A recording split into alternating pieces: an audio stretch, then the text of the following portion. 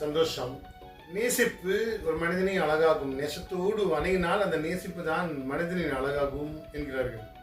ஒரு முறை ஒரு சிறுமி தாழ்வு மனப்பான்மை கொண்டிருந்தார். தன் உருவத்திலும் அழகிலும் தாழ்வு மனப்பு கொண்டு தினந்தோறும் பள்ளிக்கு சென்று கொண்டிருந்தார். அதை பற்றி அப்பாவுக்கு சொன்னார். அப்பா சொன்னார், நீதான் அழகு எங்களுக்கு என்று சொல்லி அந்த குழந்தையை தாளாட்டி பாராட்டி வைத்துக் கொண்டே நேசிப்பு செய்து கொண்டே இருந்தாராம். அந்த குழந்தையோட 18வது வயதில் எங்களுக்கு மிக அழகான பெண் நீதான் என்றோம்னா, அப்போ கூட அந்த பெண் மிக அழகாக ஜொலித்தாளாம்.